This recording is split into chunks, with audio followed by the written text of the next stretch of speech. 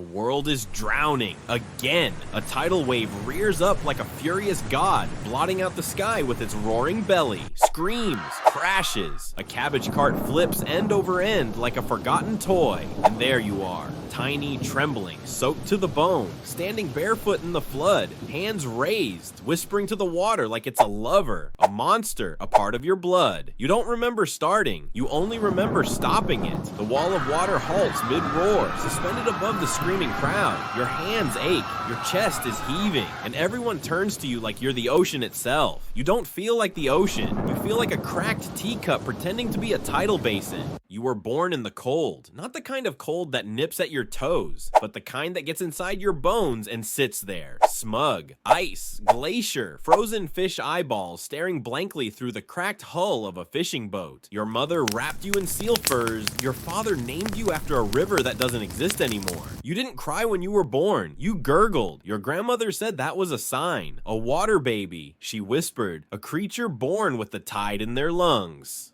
Your first memory, water bending toward you like it knew your name. You bent it, clumsily, joyfully. You made snowflakes dance and puddles pop.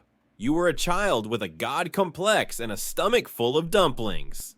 You turned bath time into flood season.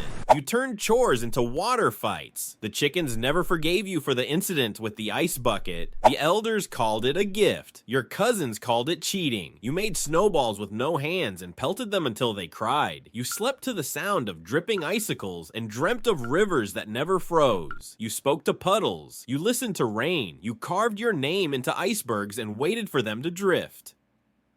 One day you tried to freeze your own breath and gave yourself a headache. Another day, you tried to walk on water and fell straight through, but still, you believed.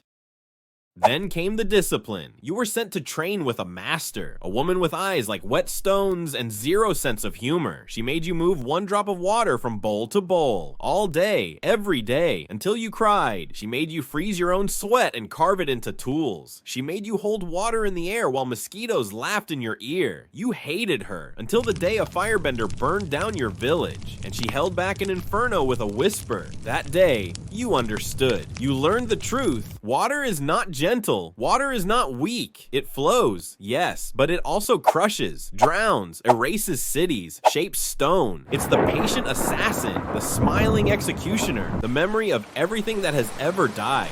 You learn to bend with your breath, to pull water from the air, from your sweat, from your tears. You learn to heal, to destroy, to listen, to wait. You became dangerous, and that felt good, but the world never lets you grow in peace. You were called to skirmishes, to dirty jobs and muddy swamps. You bent leeches out of festering wounds. You pulled poison from lungs. You made allies out of enemies by offering them a drink, and then they asked for more. You were recruited by royals, hunted by mercenaries. Once you were poisoned during a treaty negotiation. You bent the vomit out of your own stomach and kept talking. They called you a miracle. You called it Tuesday. And then there were the regrets. The mission you shouldn't have taken. The child you couldn't save. The army you helped win that turned into a regime. You told yourself you were doing your best, that the tide chooses where it crashes. You lied. You became the youngest master in 100 years. You traveled, saw the Fire Nation's scars, walked through Earth Kingdom slums, swam with glowing fish in the Spirit Oasis. People bowed or flinched. You stopped wars, started rumors, became a myth in motion. You saved a drowning child in the middle of a typhoon by splitting the sea. You grew rice for a starving village by irrigating dry land in a single sweep. You healed a man with no name who'd been stabbed through the stomach. He cried like a child when his guts knit back together. You smiled until it stopped feeling good, because everywhere you went, someone wanted something. Fix this, heal that, fight for us, kill for us, lead us, be our savior. You tried. Gods, you tried, but you're not infinite. You're not the ocean. You're just you, and the ocean takes two. Your lover left because you couldn't stop hearing the river's call. Your brother died in a raid you were too late to stop. You blamed yourself, the way only heroes do, the way only fools do. You stood on cliffs and screamed into the surf. The waves didn't care. You watched a city celebrate you with statues while its poorest children drank from poisoned wells. You watched a general raise a toast in your honor with a hand that once held a sword to your throat. You tried to walk away, but the tide always pulls you back.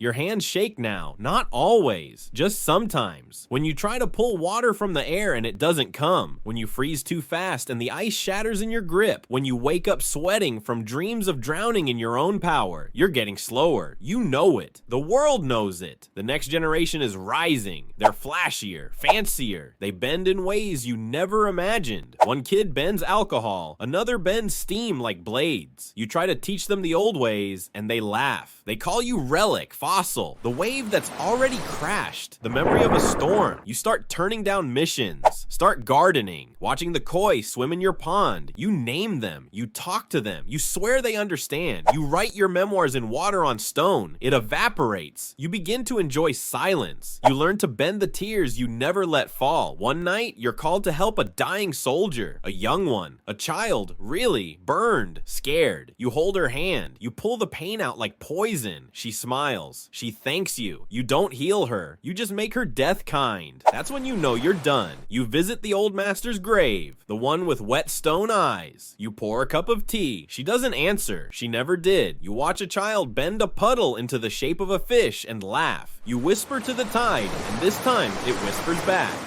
The day you die, it rains. Of course it does. You're old.